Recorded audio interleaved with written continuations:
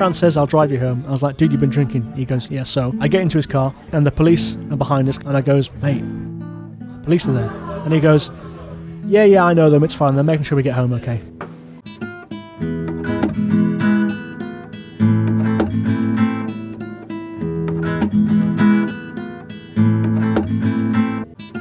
Hello, and welcome to Hispanophiles Travel in Spain with Only Half a Brain, the only podcast that actively encourages you to take a siesta during your work. In this episode, we are trying something a little bit different.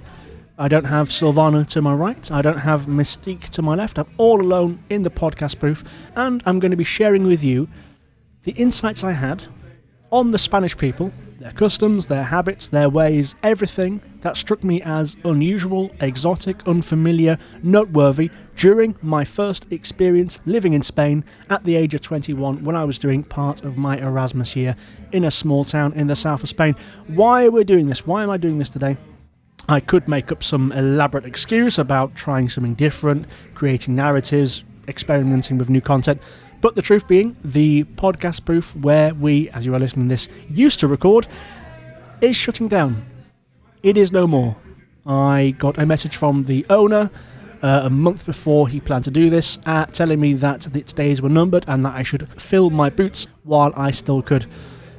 It is late June 2024. I'm sat here for the final time. I did not have a lot of time to prepare a script full of research and details and facts, information, all the rest of it that I usually do when preparing an episode. So I thought, let's try something different. Let's be a little bit introspective, a bit self-reflective, and hopefully we can get some good content out of it.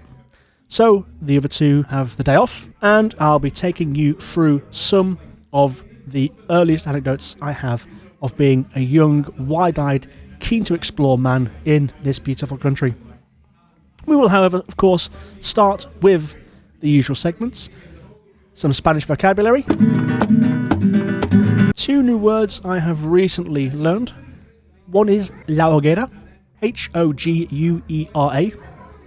This is being recorded shortly after the San Juan festivals here in Barcelona, and una hoguera is the Spanish word for a bonfire. I believe related to the word hogar, which is of course the Spanish word for home, though I don't fully know the etymological link between the two. And another piece of vocabulary I have learnt recently, which hopefully can be of use to you in your journeys in Spain, is the verb abrumar, from which we get the adjective abrumador. Abrumar is to overwhelm, therefore abrumador means overwhelming.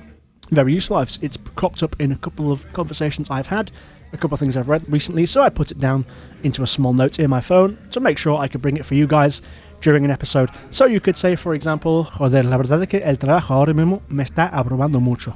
You could say, good God, my work is really overwhelming me at the moment. Would be a good application of its use. We move on to Spanish news. And again, recording this in the second quarter of 2024. News of how the Spanish economy has performed in the first quarter of this year has hit the news stations. The Spanish economy increased 0.8% over the first quarter of this year, 2024, ladies and gentlemen, as a consequence of increased activity in tourism, foreign direct investment and consumption in the private sector. The last one being a little bit nebulous, a little bit vague, let's admit it to ourselves, because that includes everything from buying property to ordering a Domino's pizza. So make of that what you will. But any news is good news, and any growth in the case of the, let's be honest, rather unstable and erratic Spanish economy is always going to be something worth celebrating. You're going to be listening to this most likely mid-2025, so we've probably had 2 pandemics, 1 world banking collapse and whatever else in the meantime. But hey, any news is good news, at least in the short term. So let's not dither about anymore. And I'm going to walk you through what life was like for me as a keen, wide-eyed 21-year-old moving to Spain for the very first time to a tiny town in the middle of rural Andalusia, where I was exposed to a completely different lifestyle to anything I had previously seen before. The context: this was during my university bachelor's degree. I studied international business with modern languages, with a focus on international markets and how they work, delivered, in my case, in a combination of English, Spanish and German. So while we also learned languages on this course, it was business-specific language and vocabulary with a focus on international markets. As a consequence, the degree mandated let's call it a sandwich year, a year abroad, an Erasmus year, to use parlance that is maybe more familiar with people from the European continent, to allow us not just to get greater exposure to the business world and more practical experience, which would put us in good stead going forward into the future, it also allowed us to build upon our knowledge and understanding of the languages that we studied. So, in my case, it was obligatory to go and spend minimum half a year in a German-speaking country and a minimum of half a year in a Spanish-speaking country. So I found a job as an intern working in the fashion retail industry, of all things, in the German capital. An amazing experience, being 20 years old, going to not just the German capital, but a city of incredible art, music, a very vibrant nightlife scene, a very alternative, edgy culture in the city, and I had an amazing time. And my time in Berlin really gave me so much more confidence in myself as an employee, as a worker, and for the first time working in, let's describe, a business environment, tackling marketing problems and contributing to the company. And I felt so valued by the employees there. It was a great experience. I went from that, a city of 3.5 million people, to a small town of 24,000 people in the middle of olive country in the south of Spain. That is a town smaller than my hometown. So I left behind the parties, the techno clubs, all the rest of it, to this tiny little dwarf in the middle of nowhere that I would guess not a single listener of this podcast has previously heard of. That town was called Martos, Martos, and it is located in the province of Jaén. I flew out. I don't recall the exact date, but it was the first week of January 2012. I found the position with this company through a job portal of the university, where positions suitable for people doing their Erasmus year in not just my course but in the wider university could find postings like these for opportunities that were suitable for their Erasmus experience. The job itself was a bit of a scam, to be honest. The organisation, I won't share the name because I don't want to give them any publicity, offered a variety of services. English classes, it offered Spanish classes, it offered translation services on a B2B basis. But the core of the business was working with educational centres that offered, generally speaking, vocational courses to people across Europe who were about to undertake exchange programmes funded by the European Commission to learn their vocation in a different setting. So imagine you are a plumber, or you're learning plumbing in, let's say, Slovakia or whatever it may be, in a polytechnic school or in some sort of institution. That institution can apply for a grant to fund you going on an exchange trip to a different country inside the EU, where you can partake in activities and experience and an internship, that sort of thing, in your field, but in a different location, to foster cross-cultural collaboration, understanding, that sort of thing. So this company, what they did is they would reach out to companies that they knew were going to do these exchanges. I have no idea how they got a list of which companies had received these grants. They wrote to them saying, listen, come to Andalusia. We have 3 offices. They had an office in Granada, they had an office in Córdoba, and an office in Martos, in Jaén.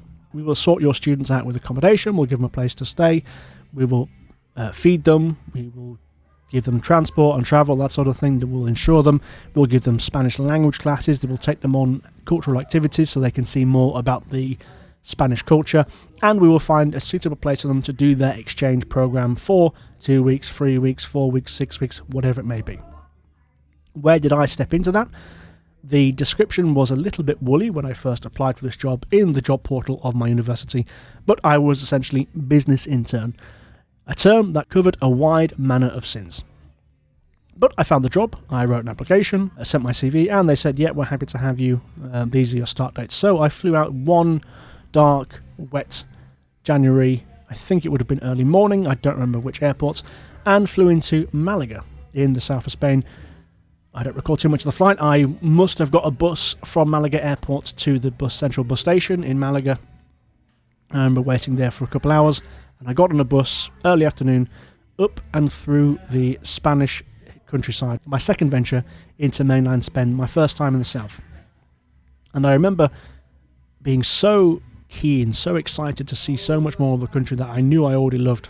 And again, having had such a great experience in Berlin, I could only imagine positive things waiting for me. That bus ride through the hills, the arid, barren landscape of that part of the country, and me just sat there by a window, listening to some good music, looking at the incredible landscapes. Eventually, night fell. As we drove up past towns dotted across the rugged terrain, we pulled into the bus station. I got out, got my luggage out of the hold, and I knew that an employee of the company would be waiting for me. Her name was Soraya, a very beautiful Spanish name. She would be my mentor for the duration of the internship. I knew she was to meet me at the bus station, though I had not seen a single photo of her. I walked across the forecourt, and I'm sure you've been there before, when you know you are meeting someone for the first time, but you don't know what they look like. You catch someone's eye, and in that moment you know this is the person I'm here to meet. She came across to me, I went to shake hands, she did the kiss on the cheek thing, and she very kindly drove me to the place I would be staying at. Now, this company didn't offer me a salary. In fact, I had to pay to partake in this internship.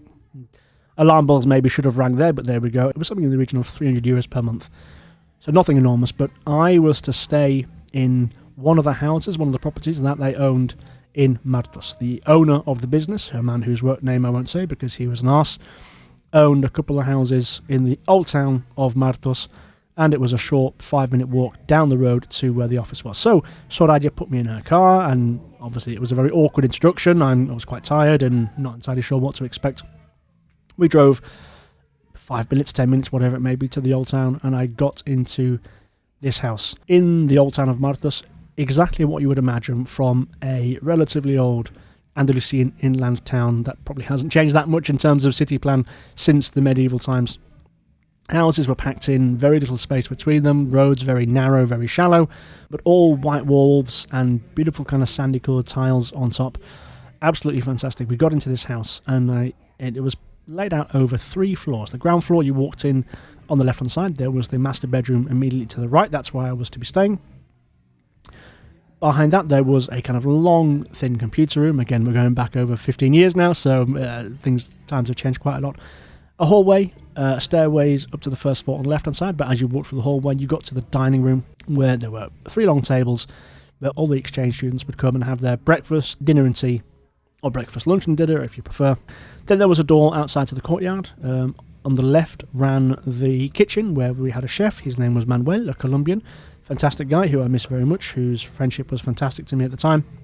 And behind the courtyard, there was a small swimming pool that they filled up probably halfway during my internship, let's say in April, as the temperature began to rise. Behind there was a raised platform where you could do a bit of sunbathing, and a utility room where there was a washing machine and a few other bits and bobs. The cleaner, who was named Anna from Romania. Upstairs, you walk up the front stairs, and there were a bunch of bedrooms, but also an outside courtyard on top of, I think it would have been the IT room and the dining room on the first floor, with a picnic table and a small walkway along the side of the building to a back house, which was another small bedroom with 2 single beds, a closet in the middle, and to the back of it, shower and a toilet. Eventually, halfway through, I requested to move from the bedroom at the front of the house to the back room to give myself a little bit more privacy, basically. And then on the 3rd floor, there were just a couple of bedrooms. I think there wasn't too much on the 3rd floor. So I entered this house, very tired. I had a little bit of water, maybe a sandwich or something. I got myself to bed very, very quickly the first day, 8:30 or something like that. And we walked down the road, down the hilly road, and I met a woman called Encarni. Now, Encarni was the HR manager, a young woman, probably mid to late 20s, I think, at the time. And again, she gave me the awkward kiss on the cheek, which was something that made me feel very bashful. I was quite attracted to Encarni. She was a lovely woman, treated me very well, and that greeting was just so new to me at the time. We walked down the hill, and for the first time I got a really good look at the town in daylight, and we got to the office.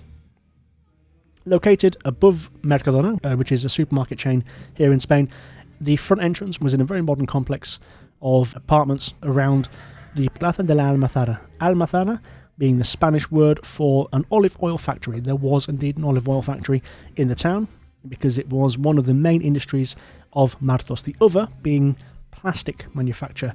Baleo, the giant French manufacturer of many different plastics, had a very large site. So, going forward, whenever I met somebody in Martos, they would often say, okay, a foreigner being here, they're either teaching English or they're working in Baleo. So I entered the office. The front was very simple, a reception desk with a computer and a couple of seats.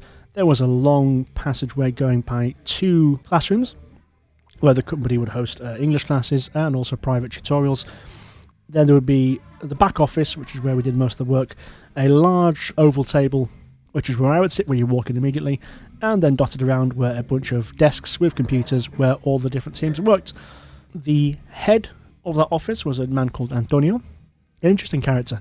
Parents both from Martos, but he had been raised in Switzerland, so he spoke fluently French, Italian, German and Spanish from birth, and he'd lived in Australia for a long time, so he spoke English with a very interesting twang.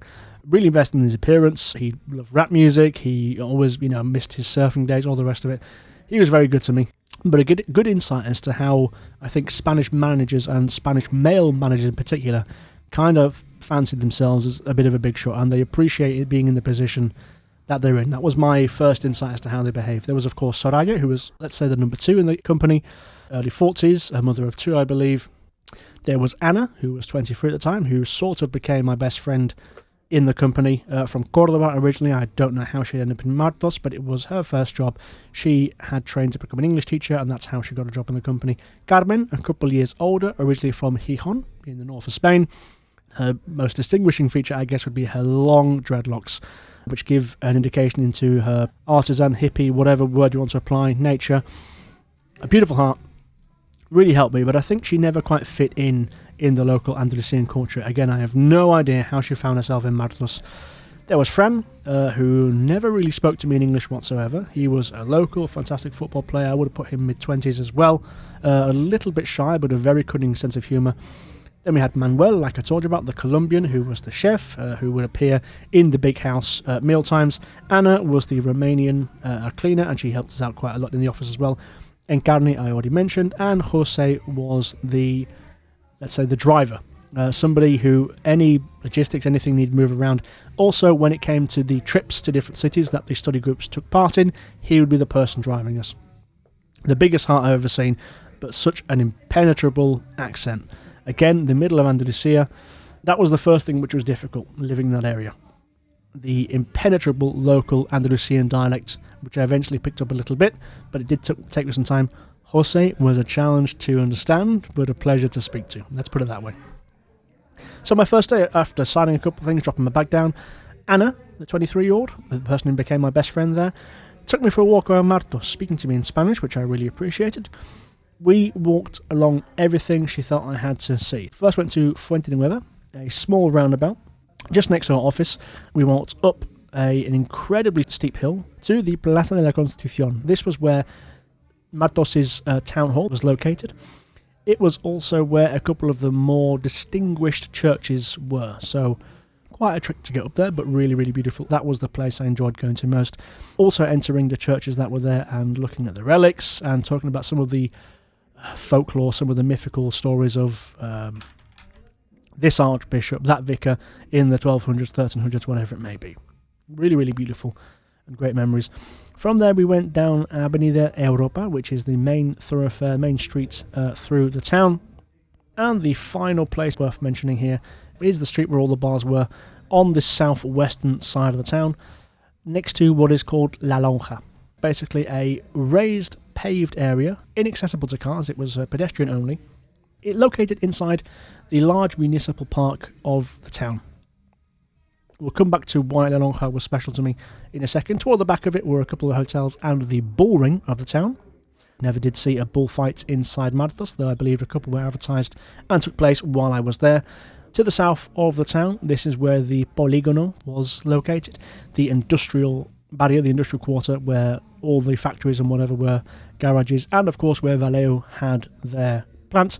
This was also where the town's nightclub was located, Quintesencia I think it was called, where most of my Saturdays ended up, whether I liked it or not. And the final distinguishing feature I will mention of Martos is what's called the Via Verde, a abandoned rail line, now with no tracks or anything alongside it, that snakes its way through the olive groves from Martos, past two small towns, Torre del Jimeno and Torre del Campo, until it reaches the northern side of Jaén. On one of my final weekends in the town, I decided to run it. It's effectively a half marathon in a good amount of heat, as you can imagine, maybe 3 or 4 in the afternoon. The olive, of course, very, very important product. Something that does not need a huge amount of water to grow. Something that is very hardy, I believe, and grows quite well in the semi-arid climate of inland, upland Andalusia. The entire province, Jaén, is just covered in them. Córdoba, exactly the same. You walk around and the smell. This is one of the first things that really struck me about Martos, is the smell of the olive oil all around. You could not escape it. When it came time to harvest and process, there was also a sort of, I guess, an acetone type smell for whatever product they used to scrub, clean, cleanse, whatever it may be. But that olive smell is something I will never forget. It never left you as you walked around. Absolutely beautiful. Very, very different to the pig smell that I get in rural Yorkshire. The Almazara itself, we did a couple of tours there, so bringing students and people visiting. There's nothing special about it, quite frankly. It is exactly what you imagine, just a few big silos where the actual production and mashing and separation of the skin of the olive to the juice takes place. A huge amount of debris is poured out the other side. The thing was filthy, it did not look like it had been cleaned that much. And then you just get tractors coming in with their olive harvest in a big flatbed, pouring this stuff out onto one particular part of the courtyard. It did not look to be a particularly high-tech process, though Martos claimed, the people claimed while I was there, that it is the oldest place in Spain where we have evidence of olives being grown for commercial purposes, and there is, inside its municipality, apparently, it has the greatest density of olive trees of anywhere in the world. That might be apocryphal. It sounds like the sort of thing that small-town people would invent about themselves to give themselves a bit of grandeur when it was an already amazing place, but I will give them that for now. My working hours for this small company were 9 a.m. to 1 p.m. Then I was given a 4-hour break until I was expected to go back into the office at 5 p.m. and work until 8. It was such a strange thing for me. I didn't really know how to handle that. Of course, in the morning, food was provided for me by the company that I was paying for, ultimately. For breakfast, meats, cheese, that sort of thing. I could make a sandwich, juice, yogurt. Then at lunchtime, I would go back to the house. I forgot to say there was another house that the company owned, a bit smaller, but immediately opposite. That's where, whenever large groups came to stay, or multiple groups, some people would be housed in there. They would also cross the road in the morning. They would come into the main house for lunch, and they would come in for dinner as well. And Manuel would prepare some food. If I was by myself, if there weren't any study groups in at the time, he'd often experiment a little bit, preparing something nice for me, something a little bit out of the ordinary. When the study groups were there, he would prepare dishes en masse, and I got to try a few Spanish dishes for the first time. Albóndigas, sanjocobos, flamenquines, ensaladilla rusa, potato omelette, all these things without ever paying for them. Seafood on occasion, which of course was something of a treat, I would say. Having somebody cook for you is never a bad thing. The structure of the work, and this is where I kind of started to realise it was a bit of a scam. The whole purpose of me being there, according to the university, was to deepen my knowledge of the business world, acquiring useful skills and experience that would help me later in life, and of course to improve my Spanish. The latter I did immensely.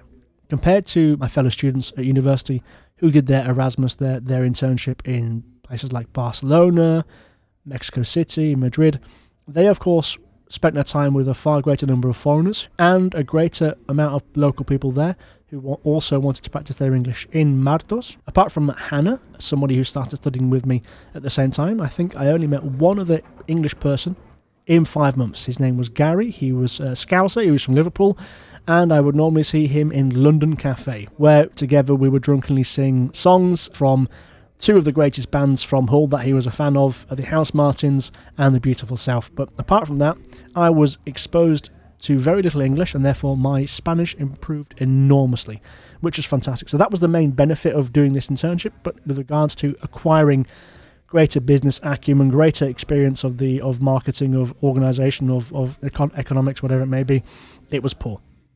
On occasion, I would be tasked with doing some research, kind of looking up new places where these vocational students could come and do internships with garages, with carpenters, with metallurgists, whatever it may be.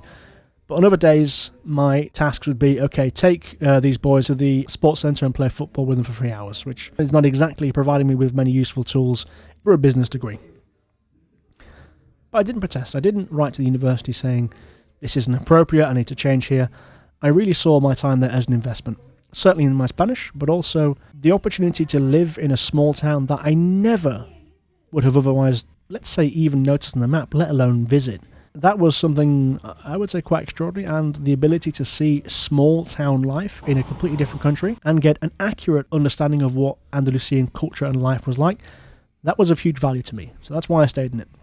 Going back to the subject of working hours, a lot of Northern Europeans, and I would like to know what you guys think in comments, it is very common for us to look at the Spanish, I would say the Mediterraneans, but the Spanish in particular, and assume that they are very poor at keeping time and very comfortable arriving late. That wasn't necessarily my experience there. What I think of the Spanish is I think they're good at arriving on time. However, compared to Northern Europeans, and let's awkwardly call it the Protestant work ethic, the Spanish will leave on time, on the dot. 8 p.m. comes, 5 p.m. comes, boom, they're out the door. This was very different to what I experienced in Berlin, where you finish when the job's done, and there's a certain, maybe it's masochism, I'm not too sure, a certain pleasure in knowing you're working hard and going above and beyond. I didn't see that so much in Martos, and I haven't seen that either working in 3 other companies in Spain since then. On one occasion, I do recall Fran, the football playing local, arriving late to the office. It was 5 p.m, we came in for the afternoon shift. We had a group of Czech students, only 6 of them, and they were due to have their Spanish lesson in the afternoon with Fran. Hannah, Sada, who was our other intern at the time, an Italian woman, and myself were in the office as of 5 p.m. We, for some reason, we were given the key and we opened it up. Fran, the teacher, had not arrived yet to teach the Czech kids their lesson, and the Czech student chaperone, a woman, I don't recall her name, she was livid that the 3 of us interns were sat in the main office not giving the Spanish lesson to the children she was accompanying during their visit. So I jumped up, ran into the classroom, and was halfway through asking them what they'd done in the previous lesson, and that's when Fran arrived through the door 5 minutes late. So make of that what you will. Perhaps there's some truth to the idea that Spaniards are not very good at keeping time. And teaching English, this was something that I did increasingly during my time there. Now, though I'm a formal language student, I have no qualifications in the area of teaching a language. I've never considered it. It is not something that interests me. But of course, this small-time company and the owner decided to utilise me as an asset and have me teaching English. One of the things I did for that company, and this probably started maybe 2 months in, is the local University of Jaén. They had a campus in a town called Linares, which I think is maybe 50, 60, 70,000 people, probably about 40 minutes north of Jaén, 1 hour from Martos, that sort of thing. And on that campus, Hannah and I, were asked to lead advanced English classes for either faculty members at the university or master students. Now, Hannah had, let's say, the kind of the group of youngsters. They were all between the ages of 18 and 25. I had the master students and some professors as well. Now, that was very intimidating at the start, not knowing how to teach English, just given this is a textbook, copy a couple of these pages, go and do something about it. My group was between 8 and 10, depending on how many, and they would come regularly. Of course, they were paying for English tuition with a native speaker. I was very intimidated at the start by these people, particularly by the people who were faculty heads, a couple of gentlemen who would have been, I would say, late 40s, 50s, who had the air of someone whose time you don't want to waste. I'm sure we've all met people like that. And I was just given a textbook, and I just would photocopy a few examples from this, a few exercises. We'd do them together over the course of 2 hours. That was how long each class was, with a lot of oral practice, a lot of talking practice with them, which is something they wanted as well. And I did that for, let's say, the best part of 3 months, maybe a little bit longer.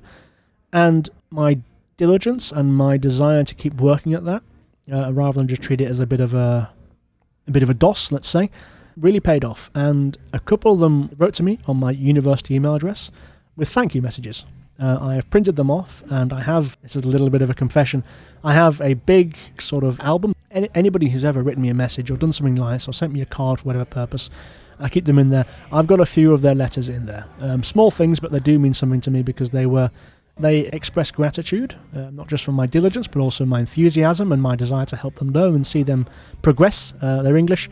And they said I was a good teacher, that I'd done a very good job, which did make me feel proud, even though I earned not a cent from that. But there you go. Through life, you acquire some interesting stories, you do some strange things. I am a former university professor, though I earned not a single cent from it. We hope you're enjoying this episode. If you are, consider giving a like, writing a comment, following, subscribing, giving us a high rating, all that jazz. You don't have to, but it would help us out with the algorithm in the place where you listen to your podcasts. Thank you very much, and let's get back to the episode. Apart from that, I taught classes of English, or I rather participated in classes of English at the actual office itself. Anna, every Monday, hosted, let's say they're going to B1, B2 level classes for a group of locals aged 16 up, so the adult classes effectively.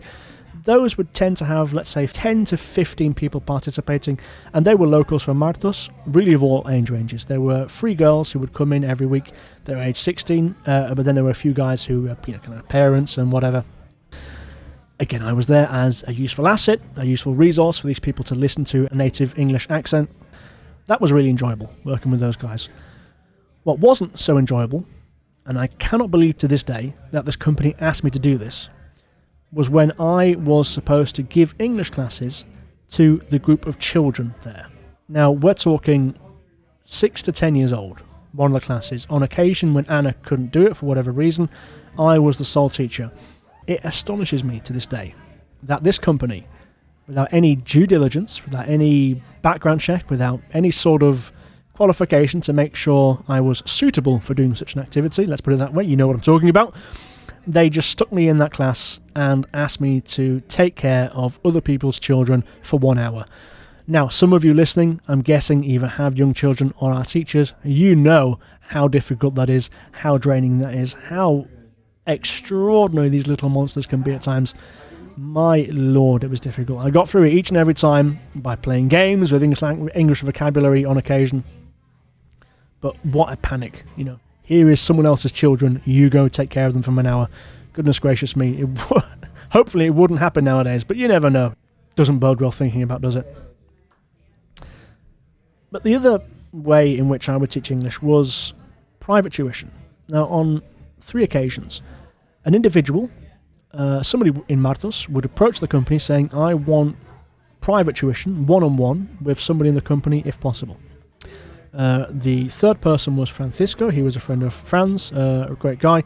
The second person was, I think her name was Sonia. She was preparing for an English exam. But the very first person I did private English tuition with was a man called Javier. He lived on the same street I lived in Martos, further down toward the new town, and I think his house was opposite the office. That's why he became aware of the opportunity. He was applying for a promotion inside Baleo. He worked in the company.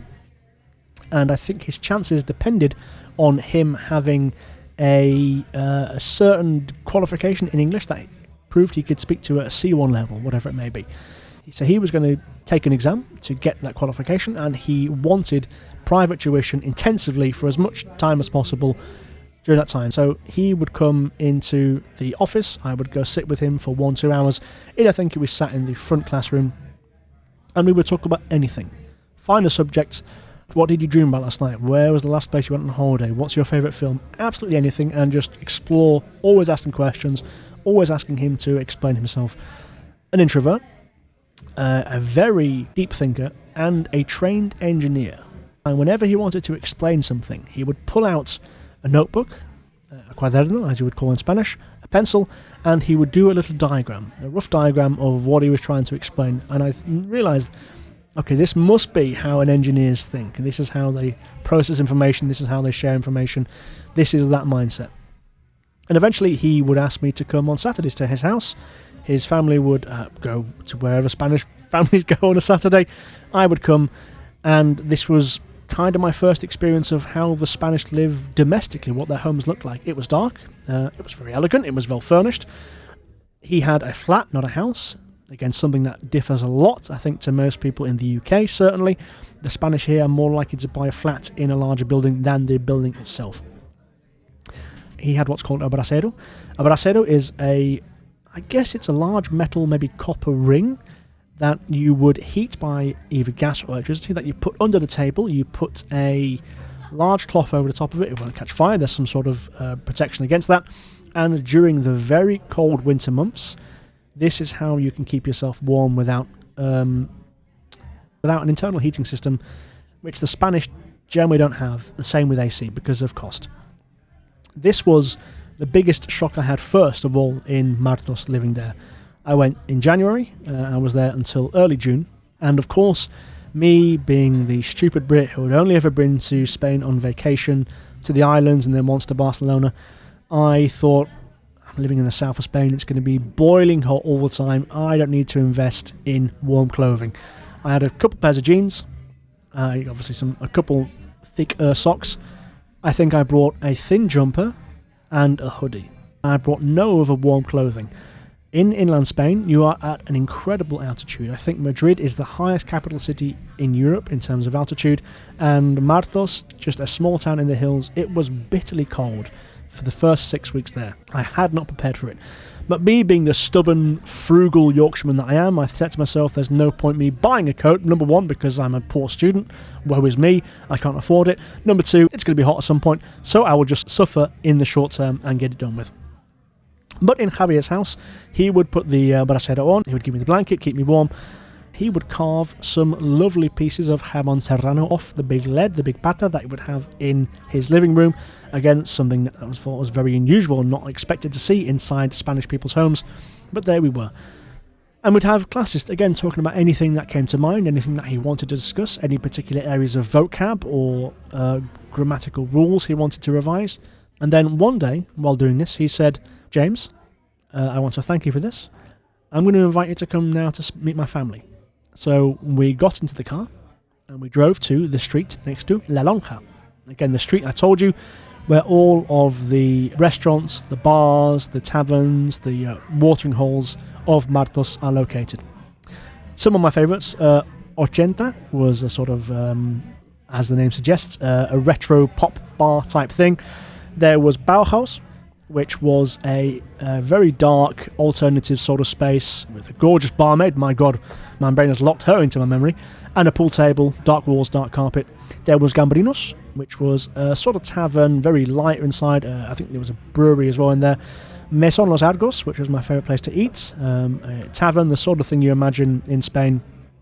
Very narrow, dark mahogany wood everywhere, amazingly quick and rapid service of people dressed in black, working very, very hard, with all the local delicacies that you could not find anywhere in the UK. And then my other favourite drinking spot was London Cafe, which we'll come to in a second. But Javier took me to Bauhaus, which is where his wife, his children and a couple of his friends were hanging out, having a drink, having something to eat, a cigarette, very casually on a Saturday afternoon. And this was my first exposure, not just to Spanish hospitality, which is a real thing. And I've seen this across the country, not just in the south, though maybe the southerners are a little more vocal in their pride at hosting people and inviting people for a drink. It was the Spanish attitude to making sure you are together with your family at some point outside, sitting down, getting some sun, and having a good conversation on the weekend in your free time. That doesn't necessarily form part of my family tradition, but it was interesting to see. And a real pleasure to be part of. And again, he bought me beers, he bought me some cañas and something else I wasn't familiar with, drinking smaller portions, but let's say more frequently. And something called pipas. For those of you from Mediterranean countries, Balkan countries, maybe the Levant, maybe Turkey, pipas is not something that is interesting whatsoever. But to Northern Europeans, this is something I had never seen before being consumed in a bar. Pipas are sunflower seeds. Something very cheap to grow, something easy to harvest, something that is a surprisingly good bar snack. What you do with pipas is you take the sunflower seed in one swift motion, you put it between your teeth, you press down, you use your tongue to extract the seed inside, and you spit out, somehow, all in one go, the casing of the seed. straight onto the floor.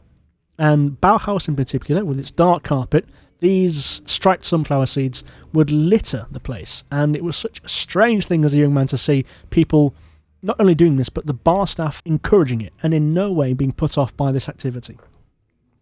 So there I was, 3-4 beers down, chatting to Javier's best friend. He would keep me buying me beers, and it was wonderful. They knew that I was there to learn Spanish and practice it, so they would recommend, oh, try this series, this newspaper is very good, this journalist is very good. The one thing I remember them introducing me to was La que se avecina, a Spanish comedy series that was hugely popular in the 2000s and 2010s, I believe.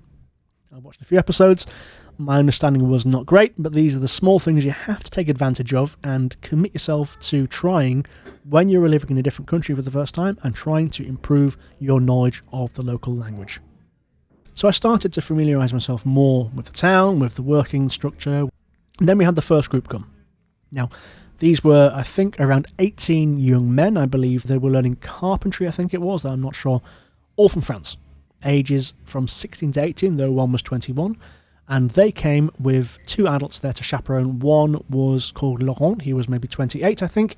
He was French. He was their kind of lead professor in their school. And they came with an interpreter, a translator, Felipe, who lived in France, though was Colombian. And just another friendly adult there they knew that they could rely on in desperate situations. Most of the students we had were French, and I learned a lot about French people and their attitudes to work, but also partying and enjoying their free time, a lot from that experience in Martos. So they arrived, I was in the house, I showed them their rooms, I gave them the keys, showed them where the toilets were, how this worked, how that worked, blah blah blah, all those things. We had the evening meal, very awkward, these boys of course, a little bit nervous in new environment, but also excited. And then that Friday evening, it was a case of, okay, let's go to the street with all the bars. I stayed behind a little bit. I think I did some exercise. Laurent and Felipe, one of the boys was sick, so they stayed with him for the time being. And then later on, we started to walk down toward that street. All the other boys, every single one, had gone ahead of us. And they'd split themselves out into 3 bars along that street. I think one was in Argenta, the others somewhere in Bauhaus. We got to London Cafe. Again, London Cafe, as the name would suggest, was a small place with loads of very stereotypically British memorabilia inside. There was, of course, a red phone booth. There was a mannequin dressed as a royal guard of Buckingham Palace. There was a bust of Winston Churchill or Pitbull or whatever. You get the idea. After visiting the 2 bars, and Laurent, of course, giving the boys inside each bar a stern eye to say, don't embarrass us here, we got to London Cafe. And there was a bunch of local girls who, of course, you know how it is. Boys, wherever they're from, you go to a different country where you consider the girls to be exotic, and they try to impress. These group of boys somehow, in 30 minutes, had obliterated themselves. They were so drunk. And there was one young boy in the middle of the bar, dancing, shirtless, waving the shirt over his head to whatever random Spanish pop song was playing at the time. And Laurent, we just walked in, calmly looked at the situation. Obviously, the locals thinking, what the hell is going on here? These boys drunk, not giving a single shit about what was going on, just there to have a good time. God bless them.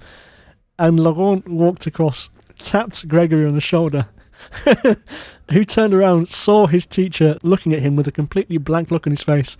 And without saying a word, he stopped dancing and just put his t-shirt back on. My God, I laugh to this day thinking about it, but boys will be boys, hey?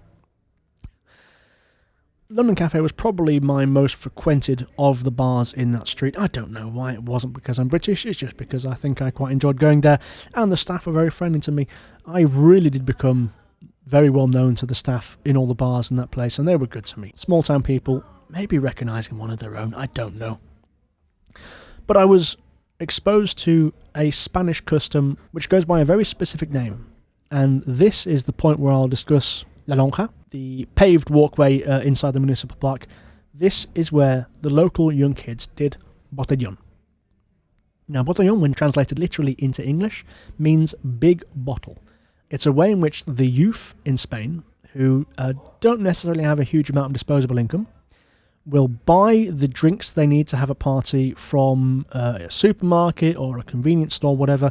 They'll bring their own plastic cups, they'll bring ice, and they will go often with a speaker for music, and they will gather in the park with other young people from different friendship groups, and they just create a big social atmosphere in often a designated place in the town. Now, the important thing to note is this is illegal in Spain. Drinking in public, I think, without exception across the country, or drinking in the street, I should say, is not allowed.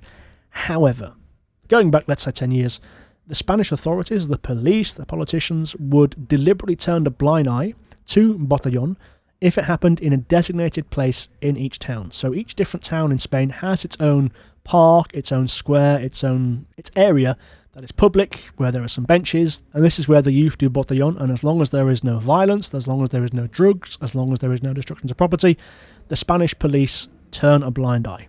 Let's say it gets to 1 in the morning, 2 in the morning.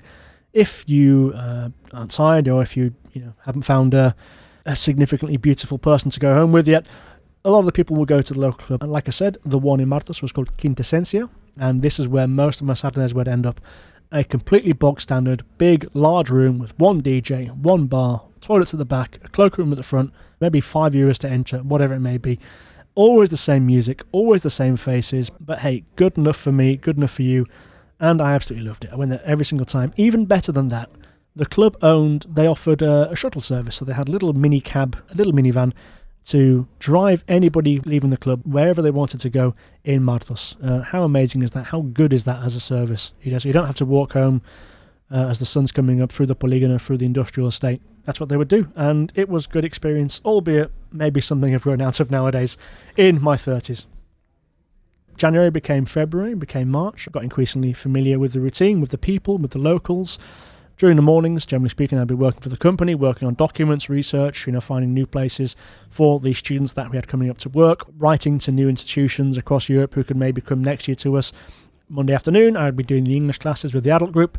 Tuesday and Thursday afternoons, I'd be going to Linares, the university campus of the Universidad de Jaén, to teach English to the university students and professors. Wednesdays, generally speaking, in the afternoon, I'd be doing activities with whatever group we had. Fridays, a bit more relaxed, and Saturdays and Sundays, what I would often be asked to do is go with Jose, the driver, the gitano, the gypsy, who had a huge heart, but I couldn't understand the way he spoke, and some of the other drivers they had in the company, and we would go with the students we had staying at the time to do tours of the big cities of Andalusia. That generally meant either Córdoba, Granada, Malaga or Sevilla, and we would get up early in the morning, 7 or 8 a.m, whatever it may be, drive across the rugged Andalusian terrain. Often as the students were recovering from the night before, some of them hadn't slept sometimes, we'd get to the city, take a walk around, and spend a good 7, 8, 9 hours there. I'd lead the tour of the main sites before we go home again in the evening. Jose was the main driver, but they sometimes contracted other drivers that they knew from not just Martos but further afield in Andalusia, who could drive us in the minibuses as well. And this was one of the first exposures I got to the very particular Spanish sense of humour, which I like. One of the things I like about the Spanish is they really can take a joke and they can give a joke. The sort of very British self-deprecation thing, or look how much of a loser I am, oh, I've got a small penis, whatever, doesn't translate so well in Spain. They'll take it maybe literally, but there's often a bit of sort of kind of poking between the ribs, a little jibe here, little jibe there. I remember one of the first trips with a study group to one of the cities, I don't recall which one, we had 3 drivers, Jose and a couple of others. Early morning, 7:30, they're probably still drunk. I myself would be a little numb around the extremities. And we're walking outside of the building and being introduced to the 2 drivers I didn't know, and I remember one of them saying to Jose, "Oh God, he's a bit uglier than I thought," and then smiling at me. It's not the sort of thing you joke about, I think, in the UK, but a good introduction as to how the Spanish joke, and I took it in good faith, and I knew it was a joke. The reason I mention these trips is because my decision to eventually return to Seville, came from one of those trips. It was the beginning of February 2012, and it was a bitterly cold winter across Europe, and with those group of boys, after one of the nights, obviously we'd got up at 7 in the morning, still drunk, still recovering, still shaking a little bit, to drive across Andalusia 3 hours to get to Seville. And when we got there, I found a town that is so beautiful, so grand in its architecture, wide streets and horse-drawn carriages, La Giralda, the Alcázar, the Barrio de Santa Cruz, all these things I was visiting for the first time, acting as a tour guide effectively, giving information about their history, about their significance to the students, even though I'd never been there myself. And after an amazing couple of hours, I continued walking north through the Avenida de la Constitución. And I stood there in Plaza del Salvador, and there were people in the street, standing around tables, a cigarette in one hand, a vermouth or a wine or a beer in the other, maybe 1 in the afternoon, and the atmosphere, everybody was so happy, so relaxed. Everyone was dressed fantastic, everybody looked gorgeous, with the Iglesia del Divino Salvador in the background, a very distinctive pink, one of the most distinctive churches of Sevilla. And at that moment, having come from the hills where it had been single digits, so damn cold, and standing there in a wonderful 17, 18 degree temperature, and I had a moment where I realised, this is a good place. I can see myself living here, and I promised myself something. I made a pact with myself. I thought, after I graduate, I will return to Berlin to work there, to get more experience, to become a man, to grow up a little bit, to maybe get a promotion and all the rest of it, to really contribute to myself and my personal and professional development. Then, when the time is right, after probably 5 years, I will move to Seville, and this is where I will live. I promised myself I would move to Seville, to Sevilla, when I was 27. Ladies and gents, my prophecy was 1 year out of date. I moved there when I was 28, but I did it, and the place I worked was maybe 200 metres away from the spot where I first fell in love with a corner of Spain. And there we go. Dreams can come true, ladies and gents. They certainly did for me. It wasn't all plain sailing, though. There was a couple of strange moments, and I made quite a big faux pas in Martos.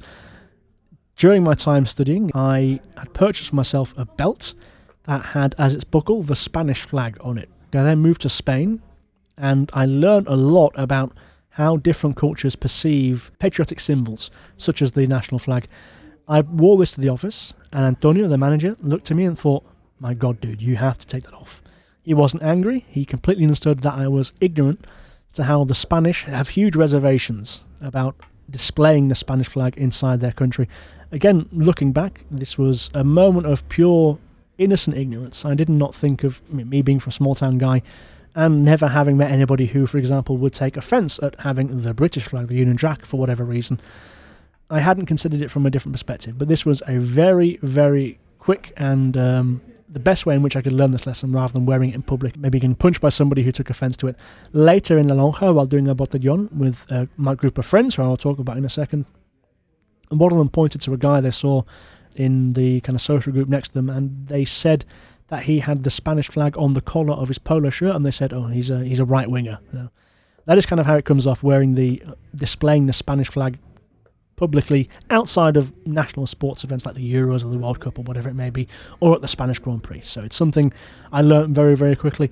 Another thing I learnt quickly about the Spanish dignity and necessity to save face. Now, I think, in contrast to the Northern Europeans, who I think are very direct and need things to be said in plain, clear language, the Mediterraneans can't deal with directness, and they are more sensitive to offence. Therefore, I think it is common for the Spanish, the Italians, the Greeks to overpromise rather than say to somebody, no, I'm not going to do this. It was Carmen who introduced me to, the person who I guess was her drug dealer. I assume he was Moroccan, though I never asked.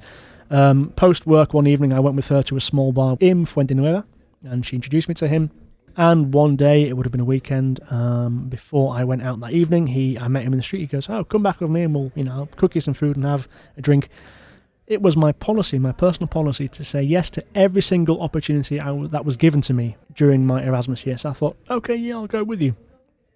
He took me back to this tiny apartment, poorly maintained, and we sat around the small table. He put some TV show on. He spoke Spanish, but it wasn't his first language, and did speak with quite a heavy accent, so I did struggle, but he gave me a big bottle of beer, and on the table were these little rolled up packets of something, of aluminium foil, which I guess had whatever he's selling inside it.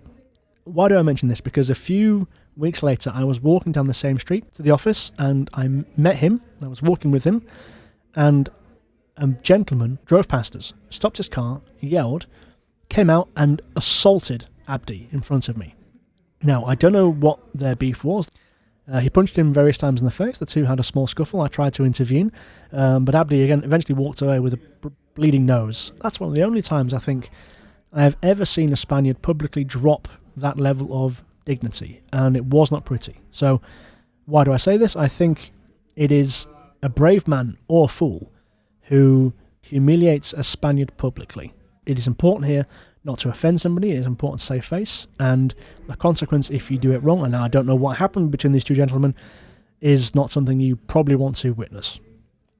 The bar that I talked about, where I met Abdi, where Carmen and I had gone for a drink after work, that became my go-to spot to watch Formula 1. Sunday morning, of course, I'd wake up after a few hours sleep, slightly drunk, slightly staggering. I'd go down to this bar, and the woman there, who, let's say, wasn't overly friendly, but she would just say, do you want me to put the cars on? So she'd pop the TV on.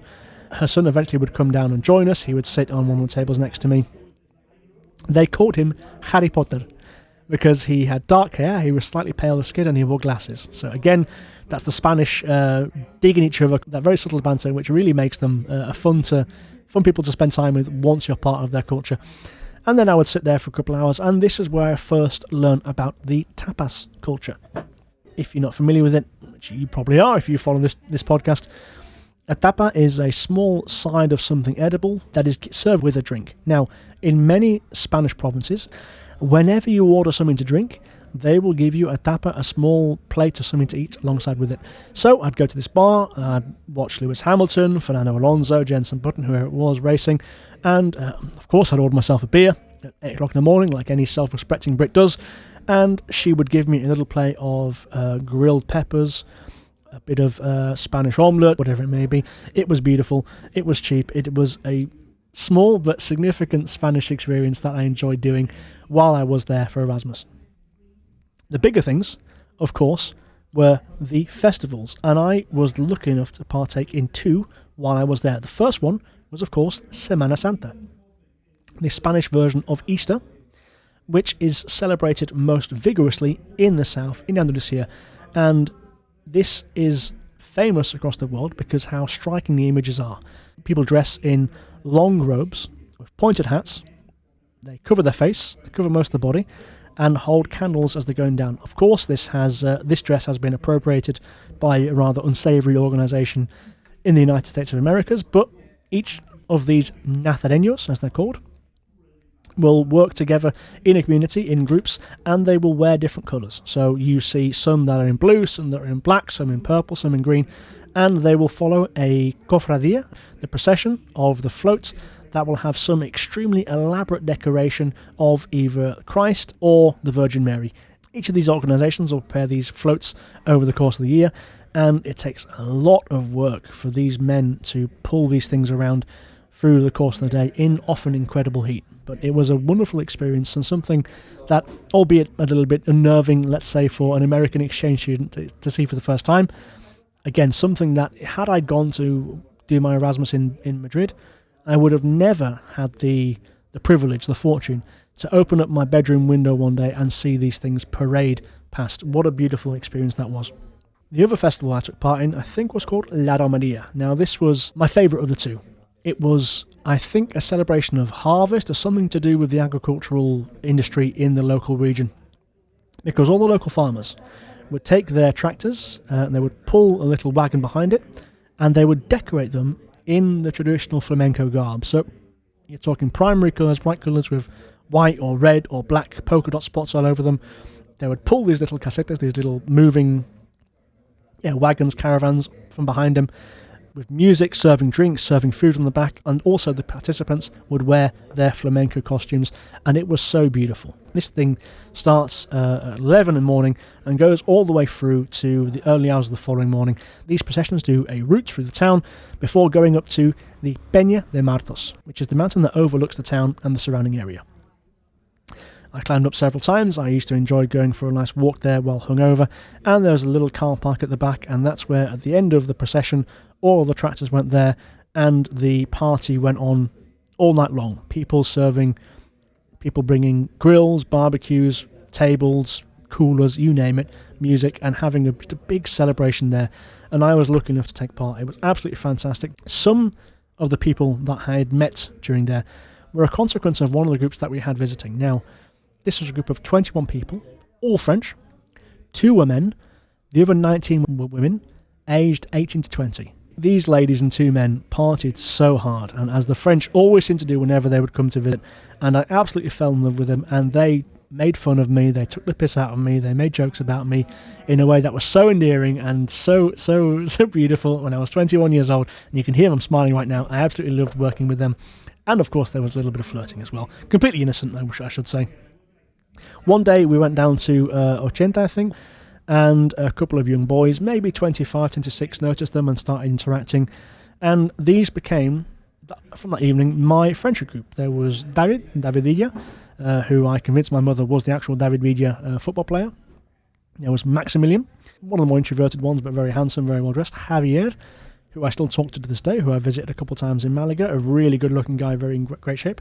Amador, a very charming young man. Hugo and Jesus, those guys were very athletic, very strong. And then there one female of the group, Elena, who I thought was an absolute beauty, though I was way too shy to actually ever make a move on. This group and the French ladies that were there for a couple of weeks got on fantastically. So, of course, they exchanged numbers, and every second day they'd go meet in one of the bars. On, I think it was the penultimate evening of the Saturday, I went with a group of French people once again, and these Spaniards were here. One of the Spaniards, I don't know which one, said he had a little house in the middle of the olive groves nearby.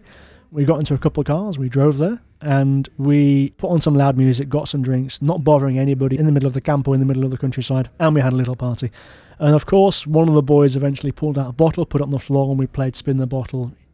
It sounds a little bit cringe in retrospect, but it was innocent. It was just fun and games. And of course, young people, many of them single, 18 to 20, you go spend some time in a different country for the first time. It's completely natural that you try to interact and have a bit of flirting and maybe a kiss or whatever with a local. I think everyone's done that at some point, haven't they? Even after the French group went, these people remain my friends. I would do botellón with them, I'd go to eat with them, I'd have a great time. Even my parents, when they came to visit for, I think it was a long weekend, their first visit to mainland Spain, I took them to Jaén, I took them to Córdoba, and also to 2 small towns in the northern part of Jaén province called Úbeda and Baeza. If you've not heard of those, they are 2 beautiful towns and you should visit. When my parents were there, we bumped into Elena by chance in one of the bars, and I presented them to her, and it was wonderful, And those are my friends, and it really made my time there even better. I did offend one of them, Hugo, one of the weightlifters, the big guy. He spoke very good English. And one time during botellón, because of course I was there to practice my Spanish, and I got a little bit testy, unhappy with the fact that he was speaking English, and I said to him in Spanish, "Come on, we're in Spain, we should speak Spanish." And my friendship with him was never the same again thereafter, and I realised that in retrospect. And that goes back to what I was saying earlier. They don't take well to being offended or belittled publicly. But I kind of lost my friendship with him. I lost his respect, I think, as a consequence of that. So you've got to be careful what you say in Spain. And then May slowly became June. At the end of my time in Martos, I knew every street. I knew every building of significance. I knew every fact, every date. I knew every person who worked in every bar. They knew me. My time in Martos with the company was coming to a close, and I started to reflect a lot on what I had done there and what I experienced and what my feelings were. And this was not an experience, I think, that really contributed to my degree, my understanding of business, but it was a great personal investment, a great cultural adventure that I loved so much. I'm talking to you about it today.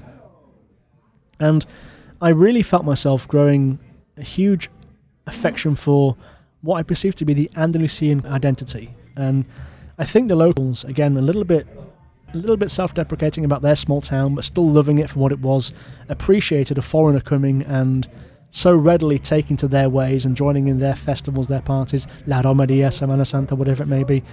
And I picked up on their affection for Andalusia. And Andalusia, very big, we've discussed before, the second largest community in Spain by landmass, the most populous as well. And I really picked up on certain traits that I see as common to the Yorkshire culture as well.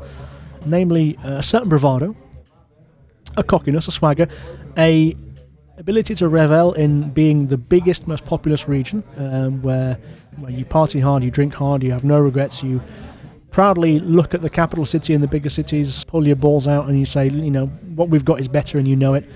And again, funny, strange accents. And my love for the South really grew from that experience, and I walked away from the job, the time there, with a lot of gratitude for what I had done. Not because it had taught me a lot professionally, but from the fact that I took a chance, I did something different, and I had a legitimate Spanish experience, which I think a lot of my peers did not. The penultimate weekend, we had a group of French boys, and they were the worst. These guys had no common sense, only wanted to drink, only wanted to party, a complete danger to themselves. We, of course, went to a few bars. We went to La Lonja. They were so rabid and with the desire to just be loud and party. We went to Quintesentia, the club. 6 o'clock comes, the thing's closing. Hannah, the other intern, the other Brit I worked with, and I left. We got a few of the boys, we counted them. Okay, one's missing. We got into the minicab with all the boys but one. We got back to Old Town, Fuentenueva, cab dropped us off, and we realised, okay, one of them was missing. She turned and looked at me and said, "Oh no, that's a shame. Good night." And she went off to the flat where she lived. The company also rented out this flat that she occupied, which was way nicer than where I was staying, but never mind. So I walked with these drunk French boys who were still revelling from the evening back to the house, and we realised, okay, he's not here either. God damn it. So we've got one 18-year-old boy who speaks no Spanish, no English, drunk somewhere, lost in a town he doesn't know. And I absolutely panicked. So I took a quick shower, I changed into a t-shirt and some running shorts and my running shoes, and I ran from the Old Town all the way the length of the town to the industrial estate, the Polígono, and I covered every square inch of that damn industrial estate looking for what I thought was one lost French boy sleeping by the side of the road. I could not find him. Eventually, the adrenaline that came with that subsided, and I could feel myself getting tired. I had gotten nowhere in 2 hours, so I walked back to the house. Their chaperone, a lady, she would have been maybe mid-40s. I explained to her roughly what happened, and she'd gone, "Okay, you get to bed, there's nothing more you can do." An hour later, this idiot kid walks up the hill being accompanied by some abuela who noticed a boy sleeping on the grass outside God knows where in the town, and he'd said the only Spanish which he knew, which was Donde Esta and then the name of the company. She'd known it, so she'd walked with him all the way through the town, all the way up the hill and back to the house. My God. I was so stressed at the thought of having been responsible for the death of this French boy who had no idea what he was doing. The next night, Hannah and I, we said, okay, we're going to go out to a couple of bars and then Lonja, we're going to do a botellón, but we're going to go to bed. We ain't going to that damn club again. That night, all French boys went together and get lost and walked home on a Sunday morning at 9 a.m. And then it was all of a sudden my final week. My last English class in Linares, saying goodbye to these wonderful people who wrote to me these letters, which I've kept. My final time with the English class of adults, my final time drinking in each of the bars, and the final night, a bunch of us, we went to Bauhaus. David was there, Max was there, Fran was there, Anna was there, Carmen was there, Hannah was there, Sarah was there, the other intern. We tried snails for the first time to just do something a little bit different. Can't say I enjoyed it too much, but you got to try new things. And Fran drove me home after drinking, which is the final revelation I think I'll discuss, is the Spanish attitude to drink driving is very different to the British, and I'm fully aware all of the Europeans like to point at the Brits and criticise our diet, our health, our drinking culture, our recklessness, our love of peeing in the streets and all the rest of it. One thing I will say about the Brits is there is pretty much across the board a zero tolerance policy to drink driving. There I am at Bauhaus. Fran says, "I'll drive you home." I was like, "Dude, you've been drinking." He goes, "Yeah, so." So I get into his car, and the police are behind us coming up one of the roads to the Old Town, and I goes, "Mate, the police are there." And he goes, yeah, I know them, it's fine, they're making sure we get home okay. And then the next day, it was a Friday, I went to the office, I said goodbye to everybody, and gave them all a big hug. I bought a few people a few gifts. Jose, I just bought him some beer, because he was a big drinker. Anna, the cleaner, I left a big bouquet of flowers out in the dining room of the house. And for Manuel, he was an amateur photographer, I bought him a nice embossed photo album from El Corte Inglés in Jaén. And I got a lift with Antonio to Jaén, to the train station, where I boarded a train to Madrid to see one of my best friends and stay with him for a week. And that's where I'll leave the story. That was my first 5 months living in Spain, and some of the main cultural lessons, interesting takeaways, living as a foreigner, but also as a local in many ways, in a small town of Spain that I otherwise would never have been to. So I'd love to hear from you guys. What do you think of that story? I don't know if this is good content. This is just something, like I said, using the podcast booth that I have available to me before it closes. If you want more content like this, please let us know. Either way, I hope you've enjoyed this. I hope you've taken something from it. And I hope it'll help you think about how you interact with locals and how you engage with their local customs, culture, wherever you are in the world. Thank you once again for listening to Hispanophiles, Travel in Spain with Only Half a Brain. And we will see you very soon for another episode.